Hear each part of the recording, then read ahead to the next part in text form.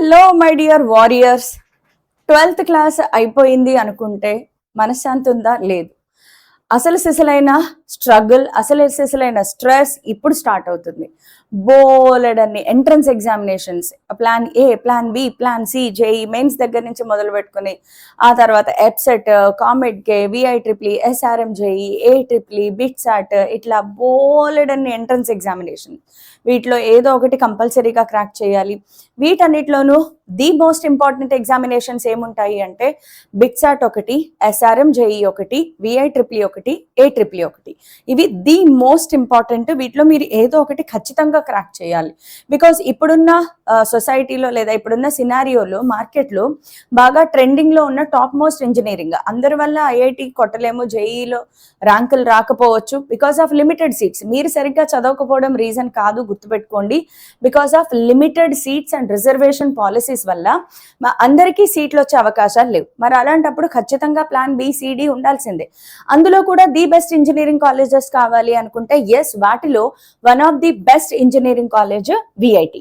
So ఇప్పుడు trending లో ఉన్న ఇంజనీరింగ్ కాలేజెస్ లో విఐటి కూడా ఒకటి కాబట్టి ఖచ్చితంగా విఐట్రిప్లీ మీద కాన్సన్ట్రేట్ చేయండి. విఐట్రిప్లీ ఎగ్జామినేషన్ అందరికీ తెలుసు 28th నుంచి స్టార్ట్ అవుతుంది కదా. సో ఇంకా బాగా దగ్గరకు వచ్చేసాము. సో ఇప్పటికైనా మనం ఒక స్ట్రాటజీ, అంటే ఇప్పటిదాకా ఒక ప్రిపరేషన్ లో మీరు ఏదో ఒకటి ఉంటారు. బేస్ ఎప్పుడు ఒకటే.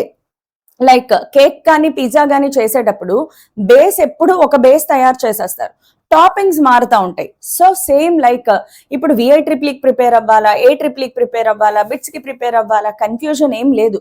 మీ ప్రిపరేషన్ ఎప్పుడు కూడా ఒకేలాగా ఉండాలి. అదే ఫిజిక్స్, అదే మ్యాథ్స్, అదే chemistry of class 11th and 12th సిలబస్లో ఏ మాత్రం మార్పులు ఉండవు. కాకపోతే ఎగ్జామ్ని ఫేస్ చేసేటప్పుడు ఆ లాస్ట్ 1 week, లాస్ట్ 4-5 daysలో మీరు స్ట్రాటజీని ఒకసారి అబ్జర్వ్ చేసుకోవాలన్నమాట ఆ పర్టిక్యులర్ ఎగ్జామ్కి. సో దానికి సంబంధించిన last minute strategy to score 400+. Because విఐట్రిప్లీ ఎగ్జామ్ మీకు తెలిస్తే కనుక 500 మార్క్స్కి ఈ ఇయర్ నెగిటివ్ మార్కింగ్ కూడా పెట్టారు. సో 500కి అట్లీస్ట్ 400+ మార్క్స్ తెచ్చుకుంటే మీకు కావాల్సిన, నాకు సిఎస్ఈఏ కావాలి, నాకు ఏఐ కావాలి అనే మీ డిమాండ్స్ ఏవైతే ఉన్నాయో అవి ఫుల్ఫిల్ అవుతాయి. అలాగే విఐట్రిప్లీలో మీకు ఫీ స్ట్రక్చర్ తగ్గాలి అంటే దీంట్లో కేటగిరీ 1, 2, 3, 4 ఉంటాయి. మీరు కనుక కేటగిరీ 1లో వచ్చారనుకోండి, మీకు అతి తక్కువ ఫీజులోనే ఎగ్జామ్ మీ ఇంజనీరింగ్ కంప్లీట్ అవుతుంది. సో ఒకసారి కంప్లీట్ డీటెయిల్స్ ఇందులో మనం చూసుకుందాము. విఐట్రిప్లీ ఎగ్జామినేషన్ బికాస్ ఇప్పుడు చాలా తక్కువ డేస్ లో ఉంది కాబట్టి దీని డిఫికల్టీ లెవెల్, స్ట్రాటజీ మనం అర్థం చేసుకోవాలి. విఐట్రిప్లీ అనేది జేఈ అంత టఫ్ కానే కాదు. ఇది ఆల్మోస్ట్ ఎప్సెట్ లెవెల్ క్వశ్చన్స్ ఉంటాయి.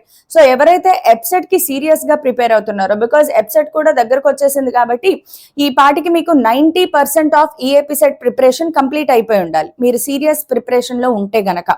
So EAPCET preparation is equal to VIT preparation and SRM preparation. So even ఏట్రిప్లీ కూడా, కాకపోతే ఏట్రిప్లీ కొంచెం టఫ్ ఉంటుంది విఐటి కన్నా, but VIT is equal to మీ ఎప్సెట్ అనమాట. So JEE advanced, JEE Mains మోడల్లో అస్సలు ఉండదు. మంచి క్వశ్చన్స్ ఉంటాయి, ఈజీగా ఉంటాయి. కాకపోతే మనకి ఎప్సెట్ లో లేనిది విఐటిలో ఉన్నది ఏంటంటే విఐట్రిప్లీ ఎగ్జామ్ లో ఇంగ్లీష్ అండ్ మ్యాథ్స్ లో ఆప్టిట్యూడ్ ఉంటుంది కదా, లాజికల్ రీజనింగ్, దానిలో కొన్ని క్వశ్చన్స్ ఉంటాయి, బట్ ఎక్కువ ఏమి ఉండవు అనమాట. సో మెయిన్స్ అనేది దీనికంటే కంప్లీట్ గా డిఫరెంట్ గా ఉంటుంది. జేఈ మెయిన్స్ లో కాంప్లెక్సిటీ ఎక్కువ ఉంటుంది. జేఈ మెయిన్స్ లో ఆలోచించి క్వశ్చన్స్ ఆన్సర్ చేయాల్సి ఉంటుంది. కానీ విఐట్రిప్లీకి వచ్చేటప్పటికి జస్ట్ ఫార్ములా అప్లికేషన్ తో ఫార్ములా బేస్డ్ క్వశ్చన్స్ ఉంటాయి.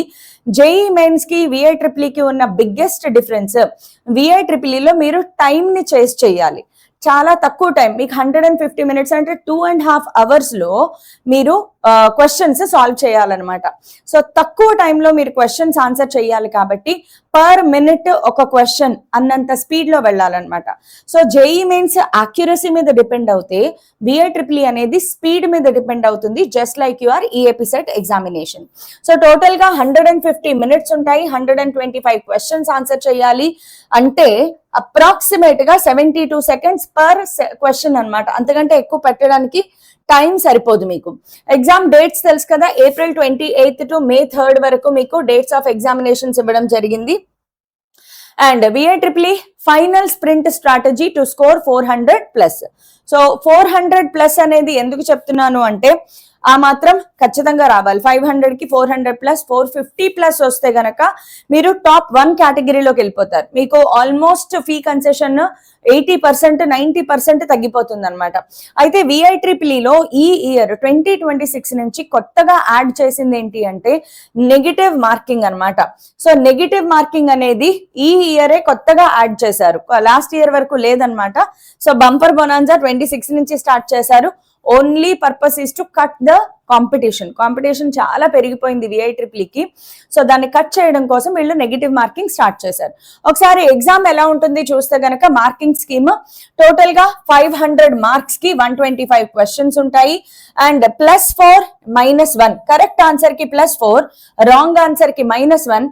సో ఎబ్సెట్ ఎగ్జామ్ లో మార్క్ చేసినప్పుడు ఏ క్వశ్చన్ పెడితే ఆ క్వశ్చన్ మొత్తం మార్క్ చేయడానికి ఉండదు. మీరు రాంగ్ ఆన్సర్ పెడితే -1 కట్ అయిపోతుంది. అన్ని మల్టిపుల్ చాయిస్ క్వశ్చన్స్ ఉంటాయి. మ్యాథ్స్ లో 40 క్వశ్చన్స్, అదే మీరు బైపీసీ వాళ్ళైతే మ్యాథ్స్ బదులు బయాలజీ ఉంటుంది. ఫిజిక్స్ లో 35 క్వశ్చన్స్, కెమిస్ట్రీలో 35 క్వశ్చన్స్, ఇంగ్లీష్ 5 క్వశ్చన్స్ ఉంటాయి, ఆప్టిట్యూడ్ 10 క్వశ్చన్స్ ఉంటాయి. సో ఆప్టిట్యూడ్ అంటే మీకు బేసిక్ మ్యాథమెటిక్స్ అన్నమాట, చిన్న చిన్న మ్యాథమెటికల్ ఉంటాయి.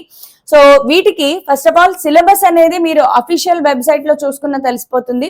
Entire first year second year ఇక్కడ రాసిన only high weightage topics, but entire first year second year syllabus మొత్తం ప్రిపేర్ అయిన వాళ్ళు 450 ప్లస్ ఎక్స్పెక్ట్ చేయొచ్చు. 400 ప్లస్ ఎక్స్పెక్ట్ చేసే వాళ్ళు మీరు ఆప్టిట్యూడ్ ఒకసారి చూడండి. 400 ప్లస్ ఎక్స్పెక్ట్ చేసే వాళ్ళు మాత్రం 1, 2, 3, 4 చాప్టర్లు వదలొచ్చు, కానీ 80% of maths, 80% of physics, 80% of chemistry syllabus మీరు కంప్లీట్ గా చేయాల్సిందే. నా ఆప్టిట్యూడ్ లో ఎలాంటి క్వశ్చన్స్ అడుగుతారు ma'am? Data interpretation, data sufficiency, syllogism, number series, coding, decoding, clocks, calendars and direction. అంటే దీంట్లో ఫర్ ఎగ్జాంపుల్ ఒక ట్రయాంగిల్ ఇచ్చి దాని లోపల ఎన్ని ట్రయాంగిల్స్ ఉన్నాయి లేదా ఎన్ని స్ట్రైట్ లైన్స్ ఉన్నాయి క్యాలిక్యులేట్ చేయడము. కోడింగ్, డీకోడింగ్ అంటే if 1 represents P, 2 represents S, 3 represents A, 4 represents T, then what does 3, 3, 2, 4, 1 represents. Decoding అనమాట. కోడింగ్, డీకోడింగ్ ఇలాంటి మోడల్ క్వశ్చన్స్ వస్తాయి. డేటా ఇంటర్ప్రిటేషన్, మీకు ఒక డేటా ఇస్తారు, దానిలో నుంచి అంటే ఒక టేబుల్ కానీ గ్రాఫ్ కానీ పై గ్రాఫ్ ఏదో ఒక గ్రాఫ్ ఇచ్చి దానిలో నుంచి క్వశ్చన్స్ అడుగుతారు. సో గ్రాఫ్ ని అర్థం చేసుకుని, టేబుల్ ని అర్థం చేసుకుని మీరు క్వశ్చన్స్ రాయాలి. నెక్స్ట్ టైం బేస్డ్ క్వశ్చన్స్, ఫలానా వ్యక్తి ఏజ్ ఎంత అయితే ఆఫ్టర్ 10 years ఏజ్ ఎలా ఉంటుంది, ఇలాంటి క్వశ్చన్స్ ఉంటాయి. నెక్స్ట్ మిర్రర్ ఇమేజ్ లేదా వాటర్ ఇమేజ్ క్వశ్చన్స్. క్లాక్ ఉంది, దాని వాటర్ ఇమేజ్ లో నీకు ఎలా కనిపిస్తుంది, లేదా ఒక డయాగ్రామ్ ఇస్తాడు, దాని వాటర్ ఇమేజ్ నీకు ఎలా కనిపిస్తుంది, లేదా మిర్రర్ ఇమేజ్ నీకు ఎలా కనిపిస్తుంది. ఇలాంటి జస్ట్ ప్రెసెన్స్ ఆఫ్ మైండ్ తో సాల్వ్ చేసే క్వశ్చన్స్ ఉంటాయి. కాబట్టి దీని గురించి మీరు ఎక్కువ వరీ అవ్వాల్సిన అవసరం లేదు. మీ దగ్గర ఏదైనా చిన్న చిన్న ఆప్టిట్యూడ్ బుక్స్ ఉంటే రోజుకు 1 గంట, ఈ రోజు నుంచి స్టార్ట్ చేసిన రోజుకు 1 గంట మీరు ఆప్టిట్యూడ్ ప్రిపేర్ అయిపోయినా సరిపోతుంది. నౌ కమింగ్ టు ఇంగ్లీష్, మీరు 10th class, inter first year second year లో ఏ మాత్రం కొంచెం ఇంగ్లీష్ గ్రామర్ నేర్చుకున్నా చాలు. కాకపోతే ఇంగ్లీష్ లో కొంచెం టైం టేకింగ్ క్వశ్చన్స్ కూడా పడతాయి. పెద్ద పారాగ్రాఫ్ ఇచ్చి ఆ పారాగ్రాఫ్ లో నుంచి క్వశ్చన్స్ రాయి అంటే మాత్రం అది టైం టేకింగ్ అవుతుంది. కాబట్టి కొంచెం ఇంగ్లీష్ లో స్పీడ్ గా ఆన్సర్ చేయడానికి ప్రయత్నం చేయండి.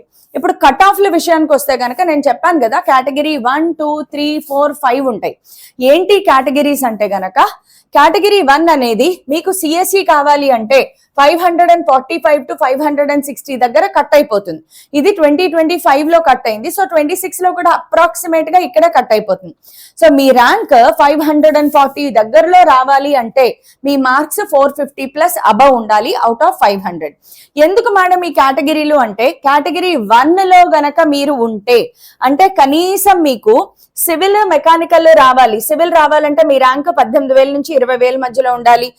మెకానికల్, సివిల్ అంటే 20,000 to 25,000 మధ్యలో గనక మీకు ర్యాంక్ వచ్చినా కూడా సివిల్, మెకానికల్ వస్తుంది. కేటగిరీ 1 లో గనక మీరు పడితే మీరు చాలా తక్కువ ఫీజు కట్టాల్సి ఉంటుంది. కేటగిరీ పెరిగే కొద్దీ మీరు కట్టాల్సిన ఫీజు కూడా పెరిగిపోతూ ఉంటుంది.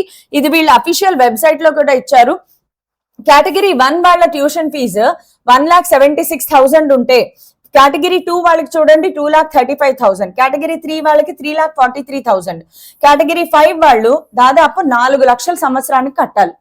సో మీ పేరెంట్స్ మనీ సేవ్ చేయాలి అంటే మీరు చక్కగా చదువుకోండి, అప్పుడు మీరు కేటగిరీ 1 లో పడతారు. అప్పుడు మీరు చాలా తక్కువ ఫీ స్ట్రక్చర్ తో మీ ఇంజనీరింగ్ ని కంప్లీట్ చేయొచ్చు. ఒకసారి మనము ఈ power plan, action power plan చూద్దాము. అంటే ఎలా ప్రిపేర్ అవ్వాలి. మ్యాథమెటిక్స్ నుంచి స్టార్ట్ చేస్తే గనక క్వశ్చన్స్ లాస్ట్ ఇయర్, అంతకు ముందు ఇయర్ ఎన్ని అప్రాక్సిమేట్ గా BIEEE కానీ SRM కానీ క్వశ్చన్ పేపర్లు బయటికి రిలీజ్ అవ్వవు, కానీ మెమరీ బేస్డ్ మన స్టూడెంట్స్ చెప్తారు కదా, దానిని బట్టి అప్లికేషన్స్ డెరివేటివ్స్ 4 క్వశ్చన్స్ రిపీట్ అయ్యాయి. అలాగే ప్రాబబిలిటీలో 3 questions, 3D geometry, vector algebra, complex numbers, differential equations, matrices, parabola, definite integration, hyperbola, determinants and ఇవన్నీ కూడా 2 questions weightage. Mathematical reasoning, area under the curves అనేవి ఒక్కొక్క క్వశ్చన్ ప్రీవియస్ ఇయర్స్ లో వచ్చాయన్నమాట. So less weightage chapters ఏమైనా ఉన్నాయంటే sets and relations, straight lines, binomial theorem, sequence and series, trigonometric relations and identities, trigonometric equations, linear programming. So మీరు first చేయాల్సింది ఏంటంటే ఇక్కడ ఉన్న ఈ చాప్టర్స్ బాగా ఎక్కువగా ప్రిపేర్ అవ్వండి. టైం లేని వాళ్ళు, నేను ఎక్కువ ప్రిపేర్ అవ్వలేదు అన్న వాళ్ళ కోసం అనమాట. But my suggestion, go for 80 to 90% of syllabus preparation అనేది ఎప్పుడు మంచిదే. Now coming to section wise, కెమిస్ట్రీకి వచ్చాం. కెమిస్ట్రీలోకి వచ్చేటప్పటికి మనకు 3 రకాలు ఉంటాయి కదా, inorganic, organic, physical. So inorganic లో నుంచి 19% ఆఫ్ క్వశ్చన్స్ వచ్చాయి, ఆర్గానిక్ లో నుంచి 43%, ఫిజికల్ లోంచి 38%. సో మీరు ఎక్కువగా కాన్సన్ట్రేట్ చేయాల్సింది organic, physical, most toughest topics అవే కదా. సో వీటి మీద ఎక్కువ కాన్సన్ట్రేట్ చేయాలి. మేడం ఇక్కడ నుంచి క్వశ్చన్స్ రావు అని కాదు, వస్తాయి. కాబట్టి మీరు ప్రిపరేషన్ స్ట్రాటజీ కోసం చెప్తున్నాను. But I always suggest go for 80% of syllabus complete చేయాల్సిందే. సో GOC 5 to 6 క్వశ్చన్స్ వస్తాయి. ఆల్కహాల్స్, ఫీనాల్స్, ఈథర్స్ లో నుంచి 4 క్వశ్చన్స్ అప్రాక్సిమేట్ గా. Thermodynamics, chemical kinetics, amines, atomic structure, chemical equilibrium, solid state, biomolecules, P block, coordination compounds, electrochemistry, ఇవి మనకి super important. కొంచెం less weightage అంటే ఇవి, బట్ ఇవి కూడా చదవండి. ఒక్కొక్క క్వశ్చన్ వస్తుంది, క్వశ్చన్స్ రాకపోవడం కాదు. లెస్ వెయిటేజ్ మీనింగ్ క్వశ్చన్స్ రాకపోవడం కాదు. ఎవరైతే తక్కువ టైం ఉంది, నేను ప్రిపేర్ అవ్వలేను అనుకున్నానో వాళ్ళ కోసం మాత్రమే ఇది ముందుగానే చెప్తున్నాను.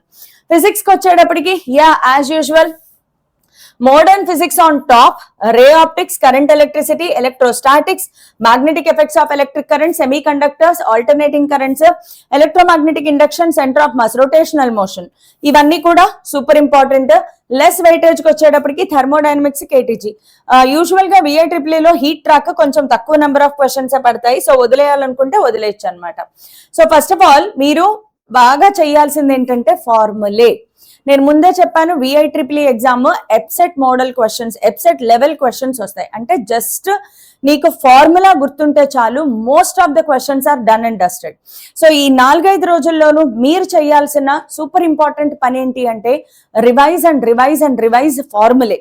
మీరు ఎప్పుడైతే గట్టిగా ఈ ఎగ్జామ్ కి ఫార్ములే ప్రిపేర్ అవుతారో సేమ్ ప్రిపరేషన్ మీ ఎప్సెట్ కి కూడా హెల్ప్ అవుతుంది, సేమ్ ప్రిపరేషన్ మీ SRM కూడా హెల్ప్ అవుతుంది.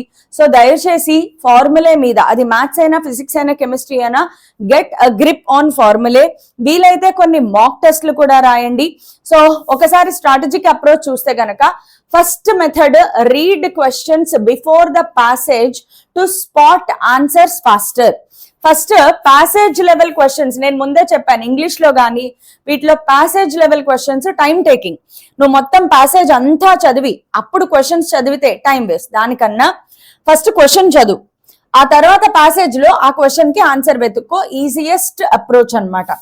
Next, contextual guessing, use surrounding sentences to derive meaning of through words. So context ఏం అడిగాడు, అసలు క్వశ్చన్ లో ఏ సందర్భం గురించి మాట్లాడుతున్నాడు, ముందు అది మైండ్ లోకి తెచ్చుకుంటే అప్పుడు మీరు ఫార్ములా అనేది ఇమాజిన్ చేసుకోవడానికి కానీ లేదా ఆన్సర్ ని ఇమాజిన్ చేసుకోవడానికి హెల్ప్ అవుతుంది. తర్వాత grammar check list, focus on subject, verb, agreement, tenses, prepositions, synonyms, antonyms, వీటి మీద కొంచెం బాగా కాన్సన్ట్రేట్ చేయండి. ఇక్కడ నుంచి కూడా క్వశ్చన్స్ వస్తాయి. Next, strict timing. ఇంగ్లీష్ లో మీరు చెయ్యాలి అంటే మాత్రం మీ టైమింగ్ చాలా స్ట్రిక్ట్ గా ఉండాలి. ఇంగ్లీష్ లోనే అరగంట సేపు నువ్వు చేసావంటే మాత్రం మొత్తం ఎగ్జామ్ పోతుంది. సో ఇంగ్లీష్ కి not more than 10 minutes. 10 minutes కంటే ఇంగ్లీష్ కి ఎక్కువ టైం పెట్టకూడదు. 8 to 10 minutes మధ్యలో ఇంగ్లీష్ కంప్లీట్ అయిపోవాల్సిందే. సో 8 to 10 minutes ఇంగ్లీష్ కి ఇంతకంటే ఎక్కువ పెట్టారు అంటే మాత్రం మీ ఎగ్జామ్ పోయినట్లే అర్థం చేసుకోండి. So time management very important. ముందే చెప్పాను 150 minutes లో 125 questions చేయాలి అంటే time management is the prioritized topic to be considered. Next aptitude లో గనక మీకు మాస్టరీ కావాలి అంటే కొన్ని క్వశ్చన్స్ సాల్వ్ చేయండి. ఎక్కువ నెంబర్ ఆఫ్ క్వశ్చన్స్ మీరు నెట్ లో డౌన్లోడ్ చేసుకున్నా కూడా aptitude questions, logical reasoning questions అంటే టన్నులు క్వశ్చన్స్ వస్తాయి. కూర్చుని సాల్వ్ చేయడమే, బికాస్ దీనికి లిమిట్ ఉండదు. ఇది ఒక ఓపెన్ సబ్జెక్ట్ లాంటిది అనమాట. కాబట్టి మీరు జస్ట్ బ్రెయిన్ ని షార్ప్ చేసుకోండి. కొన్ని ట్రిక్స్ ఏమైనా కావాలంటే నేర్చుకోండి. బట్ ప్రెసెన్స్ ఆఫ్ మైండ్, అక్కడికక్కడ నీ క్వశ్చన్ ఎలా అర్థమవుతుంది, ఏం చేస్తున్నావు, ఇది నువ్వు తెలుసుకోవాలన్నమాట. ఓకే, సో VIEEE మీకు ఎక్కువ హైయెస్ట్ క్లాస్ 12 నుంచి వస్తుందమ్మా. Class 12, class 11. బట్ నా దృష్టిలో క్లాస్ 12 మీరు ఎక్కువ కాన్సన్ట్రేట్ చేయండి. సో ఇది రాంగ్ మిస్టేక్ పడింది, ఇది రాంగ్. క్లాస్ 12 హై వెయిటేజ్ ఉంటుంది, క్లాస్ 11 తక్కువ వెయిటేజ్ ఉంటుంది. సో క్లాస్ 12 మీద ఏ సబ్జెక్ట్ మీద ఎక్కువ కాన్సన్ట్రేట్ చేయండి. బికాస్ మీకు రీసెంట్ గా చదివి ఉన్నారు కాబట్టి గ్రిప్ కూడా చాలా ఎక్కువగా ఉంటుంది. So first thing, final revision లో ఏం చేయాలి, స్కాన్ త్రూ మిస్టేక్ నోట్బుక్, అలాగే ఫార్ములాస్ మీద ఎక్కువగా కాన్సన్ట్రేట్ చేయండి. మాక్ టెస్ట్లు రాసేటప్పుడు టైం మేనేజ్మెంట్ మీద బాగా కాన్సన్ట్రేట్ చేయండి. అలాగే మీ వీక్ టాపిక్స్ ఏంటి, స్ట్రాంగ్ టాపిక్స్ ఏంటి ఐడెంటిఫై చేయండి. స్ట్రాంగ్ టాపిక్స్ ని బాగా స్ట్రాంగ్ చేసుకోండి. వీక్ టాపిక్స్ చదివే టైం ఉంటే ఆ వీక్ టాపిక్స్ లో ఒక 4-5 టాపిక్స్ మాత్రమే సెలెక్ట్ చేసుకుని కాన్సన్ట్రేట్ చేయండి. మొత్తం 100% ఇప్పుడు లాస్ట్ మినిట్ లో కవర్ చేయడానికి పరిగెత్తద్దు. It will lead you to FOMO. అది కాదు ఇది కాదు మొత్తం పోతుంది. కాబట్టి strong chapters, high weightage chapters మీద ఫస్ట్ కాన్సన్ట్రేట్ చేయండి. But see that you are covering అట్లీస్ట్ 80% of syllabus in maths, physics and chemistry. Last but not least mental preparation. కొత్త టాపిక్స్ ఏమీ నేర్చుకోవద్దు, మైండ్ ని స్ట్రాంగ్ గా ఉంచుకోండి. అండ్ మీరు ఫస్ట్ థింగ్ గుర్తుపెట్టుకోవాల్సింది, తక్కువ టైంలో ఎంత స్పీడ్ గా నేను ప్రాబ్లమ్ సాల్వ్ చేయగలను. మీరు ప్రాబ్లమ్స్ చేసేటప్పుడు ఇది మైండ్ లో పెట్టుకోవాలి. ఫాస్ట్ గా ప్రాబ్లమ్ సాల్వ్ చేస్తున్నానా లేదా, ఎంత తక్కువ టైంలో నేను ఒక ప్రాబ్లమ్ ని అటెండ్ చేయగలుగుతున్నాను, ఇది మోస్ట్ ఇంపార్టెంట్ అన్నమాట. ఓకే, ఇంగ్లీష్ లో రీడింగ్ కాంప్రహెన్షన్, గ్రామర్, వొకాబులరీ మీద కాన్సన్ట్రేట్ చేయండి. Aptitude, data interpretation, numerical reasoning, statistical reasoning, వీటి మీద కాన్సన్ట్రేట్ చేయండి. నెక్స్ట్, సో మీకు కావాలి అనుకుంటే గనక మాక్ టెస్ట్లు కూడా అటెంప్ట్ చేయండి. మాక్ టెస్ట్లు రాసేటప్పుడు టైం మేనేజ్మెంట్ మీద ఫోకస్ చేయండి. సో ఇలాగా ఇవన్నీ గుర్తుపెట్టుకోండి, ప్రాక్టీస్ చేయండి. Keep practising. ఇంకా కొంచెం టైం ఉంది కాబట్టి ఫోకస్ చేసి చదవండి, సీరియస్ గా తీసుకోండి. Okay, so all the best to everybody.